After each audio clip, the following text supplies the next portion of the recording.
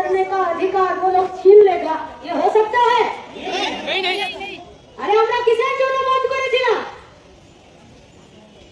যিনি রিকশা টানছেন, যিনি টোটো চালাচ্ছেন, যিনি রাজমিস্ত্রির সাথে কাজ করছেন, যিনি খেতে কাজ করছেন, তার কাজের কোনো ঘন্টার হিসাব নেই।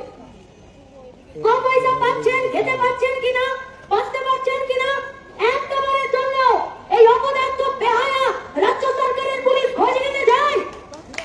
খোঁজ নিতে যায়?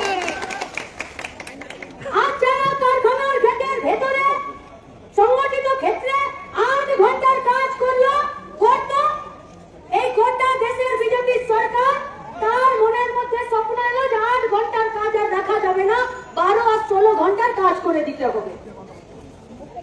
पार्लियामेंट में अगर लाल झंडे का संख्या ज्यादा रहता तो किसी माँ का लाल का हिम्मत नहीं था कि मजदूर को 8 घंटे का सिवाय 12 घंटा काम करवाने का।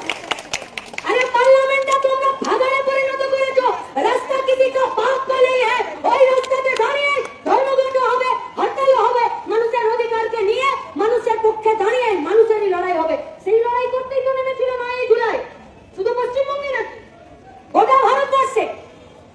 শুধুমাত্র তৃণমূলের বিজেপি ট্রেড ইউনিয়ন গুলো বাদে সব ট্রেড ইউনিয়ন ছিল এই ধর্মঘটে। শুধুমাত্র তৃণমূলের বিজেপির এই পার্টিগুলো বাদে অনেকগুলো পার্টি এই পথকে সমর্থন করেছিল। কিসের জন্য?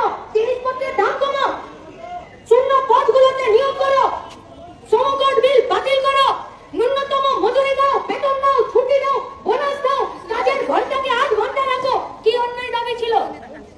কিন্তু দেখুন, দাদার বিরুদ্ধে কথা বললে দিদিরই সবার আগে চুলকানি হয়। তাহলে চুলকানি তো বেশি দিন সহ্য করা যাবে না। অ্যালার্জি যদি বাড়ে তো অ্যালার্জির ওষুধও দিয়ে দিতে হবে, আর তার জন্যই রাস্তায় দাঁড়িয়ে লাল ঝান্ডা নিয়েই লড়াই করতে হবে।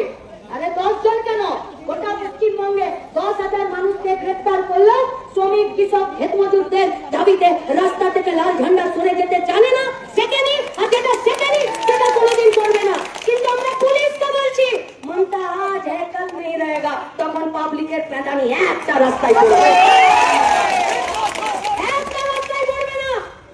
কিসের এত যুদ্ধ, কিসের এত যুদ্ধ?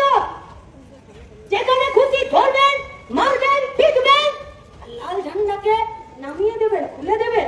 আবার কেউ কেউ আপনাদের ছাতার তলায় দাঁড়িয়ে সেই লাল ঝান্ডাকে পায়ের তলায় রাখবে। গোটা পশ্চিমবঙ্গে সমস্ত মেহনতি মানুষ, ছাত্র, যুব, মহিলা, শ্রমিক, কৃষক, खेत मजूरরা शपथ ग्रहण করেছে।